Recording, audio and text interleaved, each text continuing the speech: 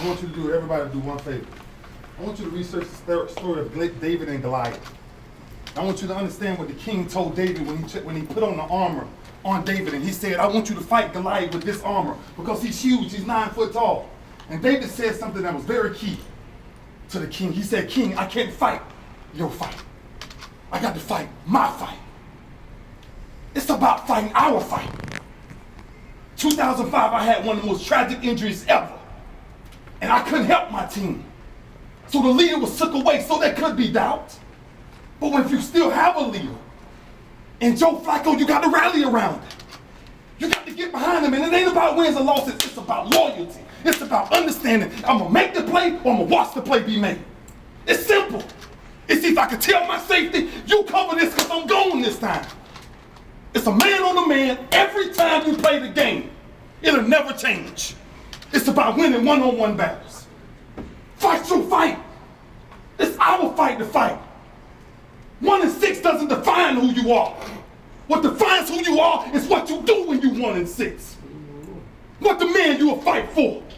Just everything you got today. Not because of the scoreboard, but because when this game ends, you have a brother to call for life, knowing you gave everything you had. That's why you play as a Raven. That's why you fight as a Raven. That's why no matter what nobody on the outside says, fight your fight. David found a way to fight his fight. Ravens, Joe Flacco, lead your team. It's your fight. It's our fight. Let's see if somebody can deal with really who we are. Let's go. Let's go. Family on 3. Family on 3. 1, 2, 3. The Man Up Summit, man, is a program that we invite young men to ages or grades 9 through 12, and we just want to show them the importance of knowing your purpose, having a definite purpose for your life, and then we tackle some of those issues that kind of, almost block you from reaching that definite purpose.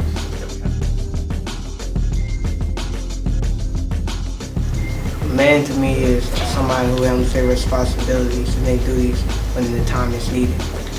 A man is someone who provides for his family. He stays with them through thick and thin.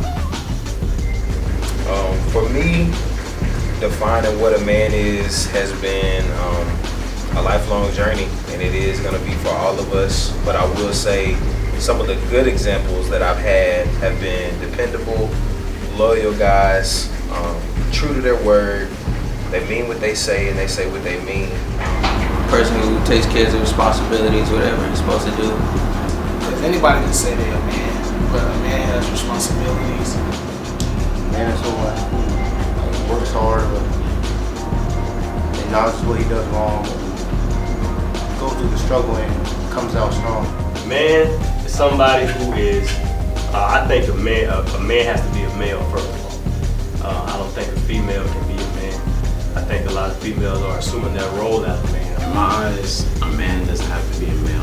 A man can be a woman. Because in my eyes, I think of my mom as like my male figure because my dad's been in jail and all that. Well, first of all, a man to me doesn't have to be a man. It could be a woman. A man is just like someone who takes care of their responsibilities and like can support and provide for their family. I think a man has to be a male first of all. I think a man is somebody who takes care of his responsibilities, who has good relationships, who knows how to go about managing his time, carrying himself. As they say where I'm from, code switch, who knows how to be a certain way around his friends, a certain way in a professional setting, a certain way with his family, and it doesn't come off as fake. So I think most of all, the man is authentic. He's original. He's true to himself in everything that he does. A man is a person who takes care of himself. A man is a person who's willing to sacrifice any and anything for an individual, his family, and others around him. He's the person that creates that backbone and firm mental mentality for the morals that go into that right and wrong situation. It helps you just develop character and that whole readiness just to support anything and anyone around you. To me, I think that a man, so a man is a man like someone who handles his business or like take care of his responsibilities, handle his priorities before anything, and like take care of the ones he needs to take care of if he has like siblings, family members, or anything. under him or that's looking up to him. I just think that a man is someone who handles their business before doing like anything extra that might need to be done. I feel that a male is a provider or someone that has like priorities that they have to get in check. Well, first off, a man doesn't have to be a male because my mother is being more of a man than my father has in my life. A man is a person who takes care of their priorities.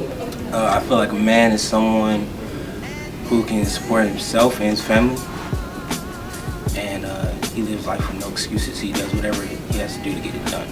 To me, a man has to be a man, and a man is somebody who provides for his family or for people depending on him, but doesn't depend on other people. A man, to me, is a male first off, and he's flexible. He has a self-respect. He knows how to treat others. Well, a man to me is a figure of speech. It's not a person. For me, I think my mother is more of this figure of speech of a man.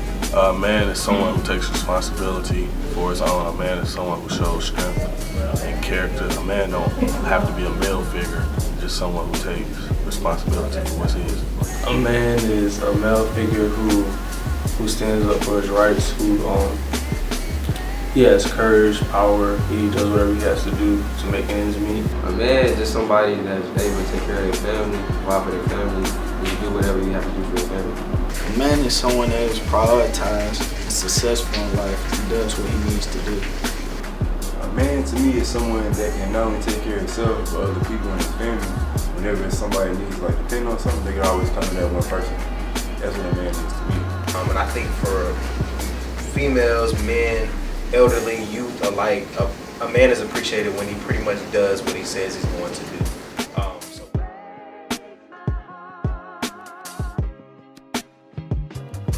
That we have to talk about.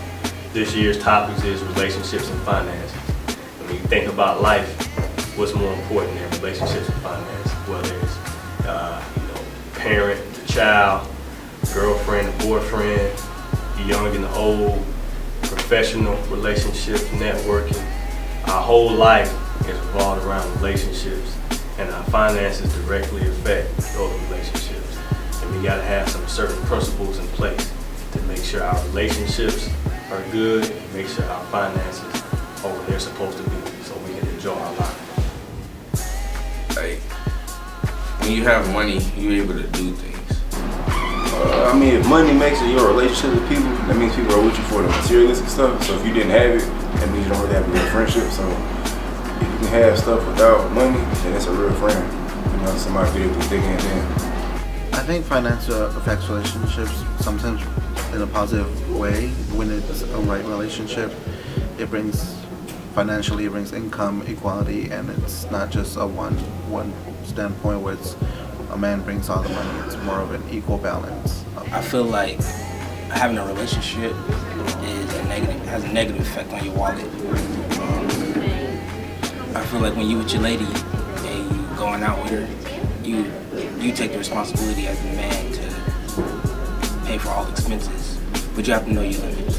You know what I'm saying? You can't just go out and buy Michael Kors watches when you ain't got nothing but $200 in your bank account. You gotta be able to limit yourself. Your relationships impact finances a lot.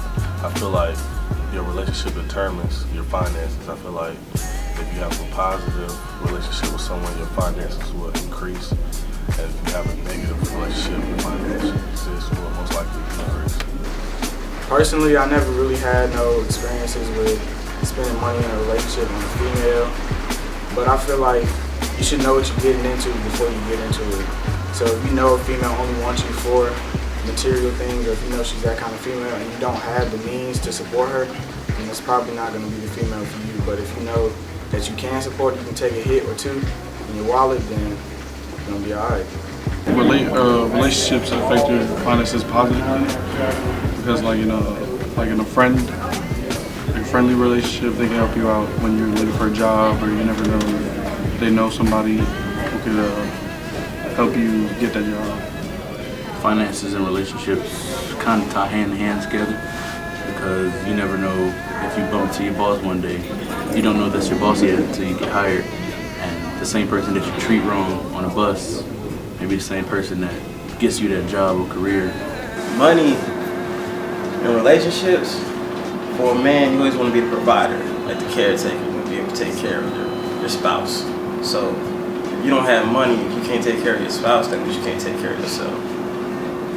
I think it's good to be financially stable. I don't think money is everything, but money definitely makes things easier. So like right now, I'm gonna spend about like $60 to $80 on Valentine's Day, you know, just to make her happy. So you gotta weigh your options. It affects your finances, good and bad sometimes. The good things, if y'all in a relationship, y'all can put your finances together to help get this. Also can affect your finances bad. If y'all in a relationship and you with somebody who likes to spend most of the money and not save. Finances in relationships are something that go hand in hand, where you could be having a relationship with a higher power, or if you have networking skills, you can create partnerships with people that can lead you ultimately to where you're really trying to go. So if you're at the starting point of a career and you have a big relationship with a CEO or just any person with a higher position than you, you're supposed to be being a sponge and soaking in all of that knowledge that you get from them. If you don't have money, that means you won't have, like, the girl won't be happy, because if you have a girl, you don't want to spend money on her. If you don't have money, then she's not going to be happy. And finances affecting relationships, it's like, if you don't have money, you can't really do nothing. Most people in relationships think that like money is always the key to things, but I think money just comes naturally. It's like a natural flow to it in life. Like if you become successful, money will come to you. But if you always try to put money in front of anything in life, then most likely your relationship with somebody else will not fail. To me, I feel that money rules the world, and yeah, money rules the world. Like in your family, when it comes to money, like if you have the most money, it can affect your relationship with a lot of your family members, because they like look for you when they like struggling and stuff. And then sometimes when you might not have it, when they think you do and you can't pay them, like give them what they need, and they'll like, you know, look at you differently and stuff. And with like relationships with like females, I don't really think money affects that kind of relationship in my eyes. I think if they're with you and they're with you and they actually care about you, it's not because of your money. It just all depends on how much money you're making and like how much you need to bring in, like if you have kids or not. It just all depends. A relationship, it could come in together, like you can be with your girl or whatever. And, you know, with money in a relationship, of course, you're gonna have to handle your own thing, your own priority first. But it's not a problem spending no money on your girl, you know. Y'all go out to eat, of course you gonna pay for the dinner and all. But it ain't gonna hurt for her to pay either though, you get what I'm saying?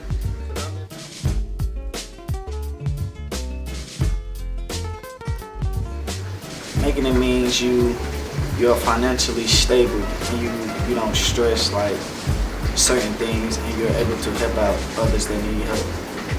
Achieving your goals or being rich. To me, you ain't gotta go to college to make it or anything. I just think that as long as you get you a little decent little job and take care of your family or take care of yourself, pay your own bills and everything, I think that's making it enough, being successful to yourself. Making it, in my eyes, is when you're stress-free and you really don't have to worry about money. Making it means to me like you make ends meet, you're wealthy, you have success. Someone achieving their dreams or doing what they set out to do. Just being successful in whatever you want to do, that's my main goal in being successful. But to me, making it means just like, for example, if you want to, you can be the best plumber. You can aspire to be the best plumber you want to be, or you can aspire to be the best basketball player. But as long as you're good in what you do, or the best in what you do, then to me, you make it.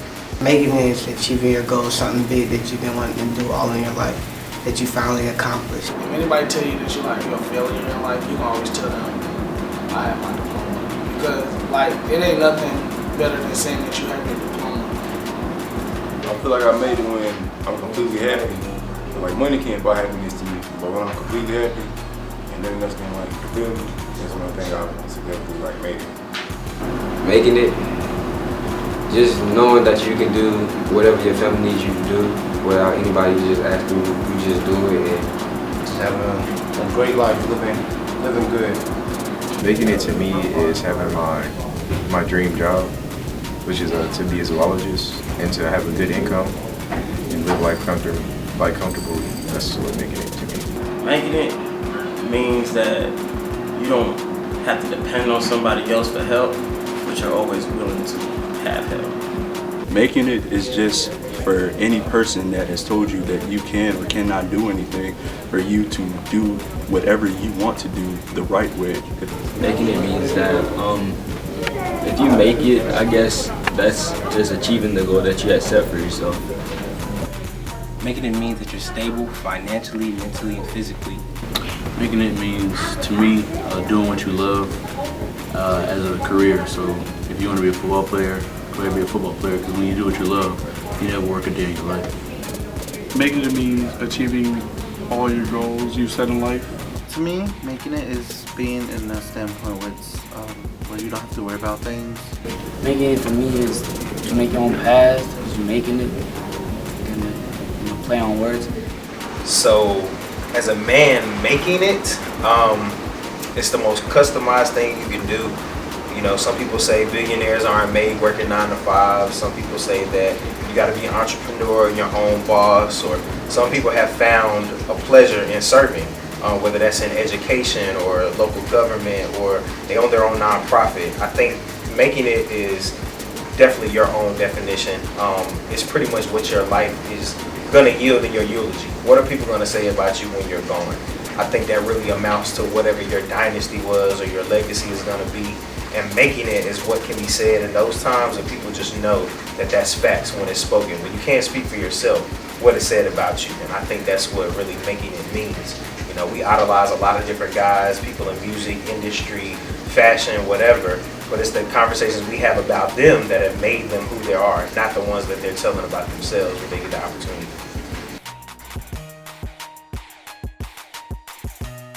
And my main thing is 2 questions that we're going to ask this year to Man Up Something. What do you want, and what are you willing to go through to get what you want? A lot of people say they want to be happily married one day, but are you willing to go through the awkward silences with that person? Are you willing to go through raising kids? Are you willing to go through the wedding and dealing with a bridezilla, or dealing with the in-laws? You know, all that stuff comes with one day being happily married. Not to say that should deter you from wanting to be married, but that's just some things that comes with those good times you have when you take vacations with your family. You sit at the dinner table and you look at what y'all built together, and your kids go off, they graduate from college and start their lives as adults. So, you know, what are you willing to go through to get to the times that you want to have?